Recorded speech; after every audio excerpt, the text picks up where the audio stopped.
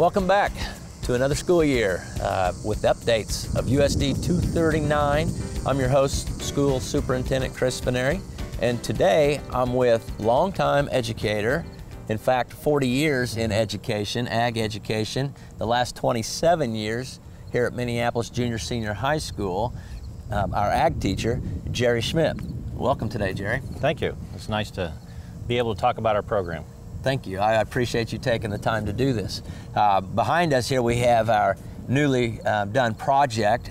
We'll talk about that in a little bit, but I first want to ask you questions about your ag program and how important is that for students to be able to enroll in your ag classes? Well, first of all, we're looking at any student everybody's a consumer. And so at some point in time there's going to be something that touches home with them for them to understand how a product is produced or how it's consumed, processed, just all the different levels and areas of agriculture. So in our courses here, we have agri-science. It gives them an idea of the different species of animals. It also gives them a taste of the shop, and so they get to learn to operate all the equipment and build a little small project, that type of thing.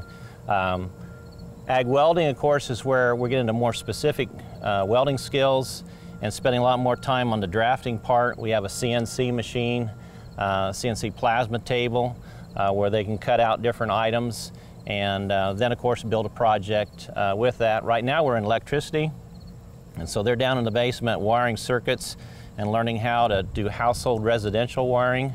That is a good practical skill. Instead of having to take and pay for an electrician, you can put in new outlets, new lights, whatever it is in the garage, that type of thing. We move on to a course that we don't offer this year, but it's Ag Power. And Ag Power is simply small engines, and so they learn the theory and operation of four-stroke cycle theory. And so we tear down the first 9 weeks small engines that the school owns. They measure things, clean things up, and then go back together and get it running. And then they bring an engine in from home. So the first 9 weeks is really the technical side of learning four-stroke cycle of intake, compression, power, exhaust, and all that stuff. But the fun part of it is at the end of the semester we have a final. It's a problem-solving activity, and I do something to the engine, and then they have the hour then to figure out what goes on. But we have a lot of different classes, including the agribusiness, that we include the entrepreneurship. I've got students in there now. They're working on drones, working on making duck calls, fishing lures, cutting boards, just a wide gamut of different things that they can apply. How to start a business in Ottawa County, so doing a business plan, all those kinds of things there. So we have a wide variety of courses. Animal science is another one that we like to spend some time with anatomy and physiology of farm animals. And so the project behind us here, just to touch base with, we have created an animal lab. And with that, students will learn how to feed, water, how to take care of animals appropriately. We'll put that word in there, that type of thing. And of course, in this situation, all the eggs here are going to the food bank and school lunch program. Okay, so what you're saying is you don't have to be a farmer to be in your classes. There's a lot to learn outside of even farming. We do not teach production ag. We only have 1.8% of the people that went to work today at 8 o'clock across the United States that are involved in production ag. Yeah. We're looking at 22% of the population of the United States that are involved in agribusiness. So everybody that's between that producer and the consumer, whether it's trucking, that product has to get from point A to point B, to packaging, to processing. We just don't go out in the field and bite into the back of the steer and say, hey, I got me a T-bone or a porterhouse steak tonight. We got to have it processed. Okay, well, with your ag classes, we also have an organization called FFA. Right. What is it that our students do as part of that organization? Well, the components of an ag program are threefold. Number one, you have the classroom instruction, shop instruction or lab instruction. So this is one of our animal lab facility now that we're adding to our program. So classroom instruction, then we dump that over into the FFA and compete into competitions. So I've got students that are studying entomology right now, study of insects.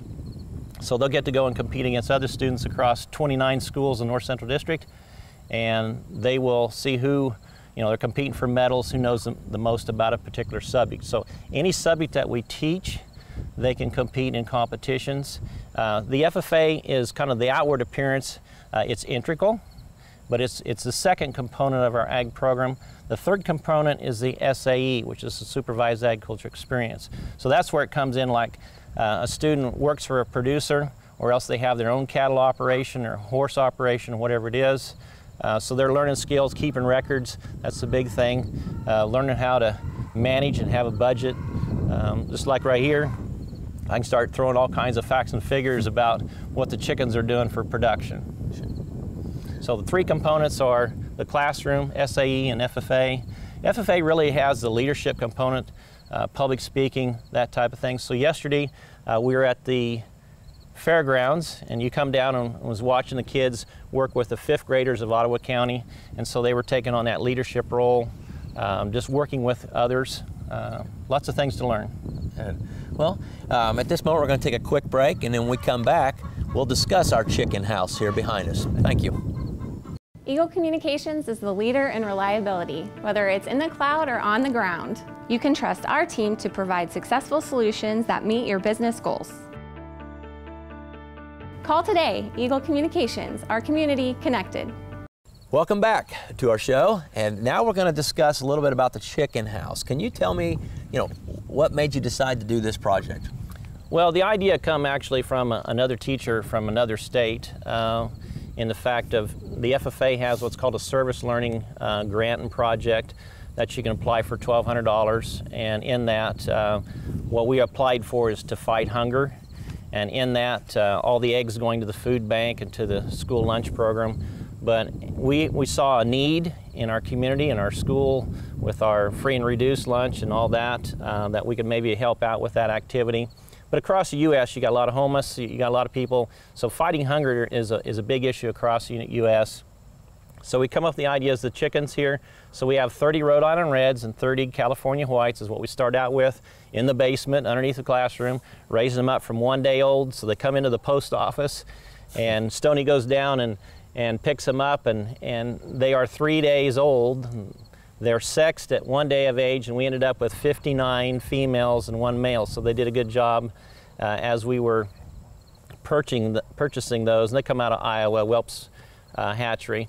So we've raised them up. Now we're looking at production anywhere from 43 to 45 eggs a day, and we're down to actually 51 head that we have behind us, but they're really doing good. The eggs are getting bigger. Of course, there's little pullets. They start out, they're going to have a small egg, and most of them are in that medium to large right now, and they're in that 26 weeks of age right now. But the kids have jumped in and learned a lot of skills in our structure here. We have a half monitor, 8 by 20. So the chicken house is almost done, as far as putting a little bit of tin on it yet. And the watering system, it's just really went real well. The neat thing about this whole project, what I'm going to say is a God-led situation of this. Morton Building donates the tin.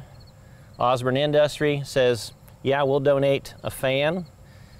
We've had a lot of expenditures. The rock here was donated by Rich's Dirt Work Service, and so Rich goes up to Clay Center and gets the rock and brings it in here, and then Stoney Runyon comes in and puts it into our forms. I can go with Griffin's providing the trays for our waste material. Jeff Goeth provided an electrical box. I mean, we've had a lot of people come by and help donate time, such as you, with the project. So it's been a community thing. It's kind of been the talk of the town at times, but it's been a community effort here so that we can provide some eggs for those that are in need. Well, good. So what's the day-to-day process for the students and you to take care of them? Behind us we have what's called a Nipple Water, and I'll back out of the way a little bit here. I don't know if you can see that with your camera or not, but what we have is fresh water that's in a 5-gallon container, and the nipples, they will go, and you can see one drinking right now from that standpoint. But we have a feeder here that we can fill, and so every couple days we need to add feed, and then I have a student come over during 8th hour and gather eggs, and we're at a process now where we've got a cleaning station put together so we can grade the eggs by looking at them through a candling light, and then we look at weighing those with an egg scale, and then of course putting them in the appropriate size carton, and be ready to ship to the people in need. So we'll have a good, clean product. All right, well, anything else you want to share about your chicken house? A lot of learning, a lot of time. Within ag, we try and do application of the English and the math and the science and all that stuff. So there's a lot of engineering that went into this, and a lot of thought went into the building and into the facilities. Of, you know, I'm a very detailed person, and so trying to make sure we have everything the way we want it, and it's turned out very nice. And well, I appreciate your time, Jerry, and we just ask that, you know, this is no doubt an exciting piece to his ag education program, but this is only one piece of what he does for our students here.